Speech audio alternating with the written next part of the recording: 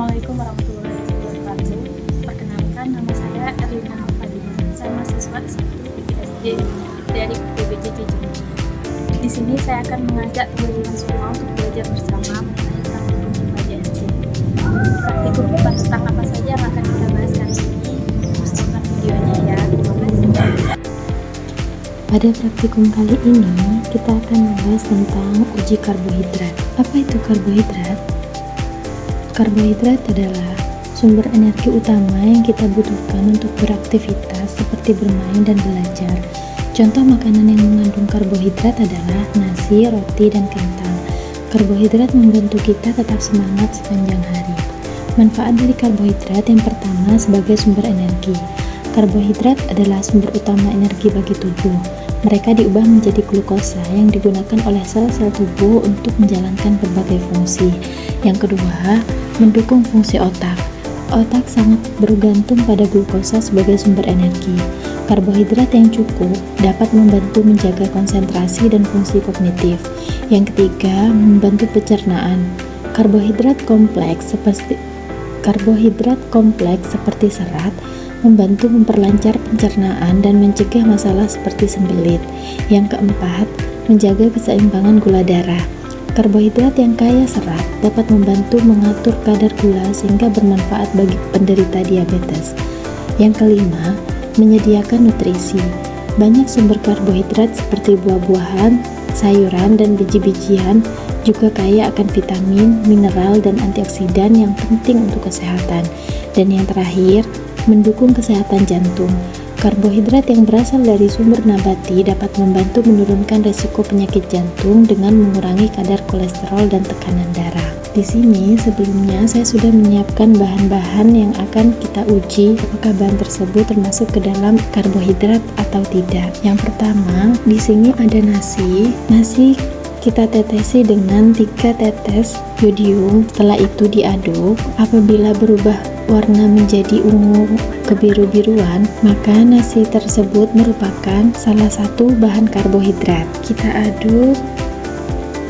Ternyata nasi yang sudah ditetesi 3 tetes yodium tersebut berubah warna menjadi ungu kebiru-biruan, yang artinya nasi tersebut merupakan bagian dari karbohidrat. Selanjutnya, kita beralih ke tahu putih. Di sini tahu putih juga kita tetesi dengan 3 tetes yodium. Setelah itu, kita aduk. Di sini tahu putih tidak terjadi perubahan warna. Maka dari itu dapat disimpulkan bahwa tahu putih tidak mengandung karbohidrat. Selanjutnya, kita ke pisang yang sudah dihaluskan, lalu kita tetesi dengan yodium. Lalu kita aduk sampai merata. Setelah itu kita diamkan selama beberapa menit karena pada pisang perubahan warna tidak terjadi secara signifikan. Maka dari itu kita tunggu sampai beberapa menit. Kemudian kita beralih dulu pada telur rebus. Di sini telur rebus kita tetesi juga dengan 3 tetes yodium. Lalu kita aduk secara merata. Apabila terjadi perubahan warna, maka telur tersebut bagian dari karbohidrat. Setelah kita aduk secara merata, ternyata telur tidak mengalami perubahan warna, maka dapat disimpulkan bahwa telur bukan bagian dari karbohidrat. Selanjutnya, kita pindah ke bahan margarin. Setelah ditetesi 3 tetes yodium, lalu kita aduk. Di sini, margarin tidak mengalami perubahan warna yang signifikan. Artinya, margarin tidak termasuk ke dalam karbohidrat. Selanjutnya, kita ke tepung terigu. Di tepung terigu, kita tetesi juga 3 tetes yodium. Lalu, setelah itu kita aduk merata, campurkan air sedikit, lalu kita aduk secara rata. Apabila mengalami perubahan, tepung terigu merupakan bagian dari karbohidrat. Ternyata setelah kita aduk secara merata dengan menggunakan air, tepung terigu tersebut mengalami perubahan warna, yaitu biru keunguan, yang artinya tepung terigu merupakan bagian dari karbohidrat. Selanjutnya, kita ke apel. Di sini apelnya sudah saya iris-iris, lalu kita tuangkan 3 tetes yodium. Setelah itu kita aduk secara merata, namun tidak terlihat perubahan warna pada bahan apel tersebut, yang artinya apel bukan termasuk dari salah satu ciri-ciri karbohidrat. Selanjutnya, gula. Di sini kita beri tetesan 3 tetes yodium dan kita tuangkan air sedikit, lalu kita aduk secara merata. Namun, bahan gula tidak terjadi perubahan warna, yang artinya gula tersebut bukan termasuk ke dalam karbohidrat. Selanjutnya ada kentang yang kita tetesi 3 tetes yodium.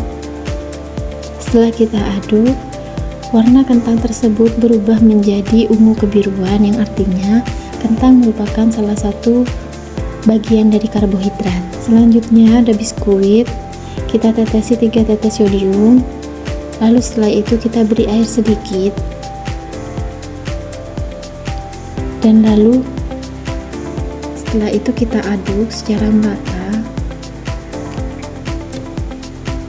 Setelah diaduk secara merata, sudah mulai terlihat bahwa warna dari biskuit tersebut berubah menjadi ungu kebiruan, yang artinya biskuit termasuk salah satu karbohidrat.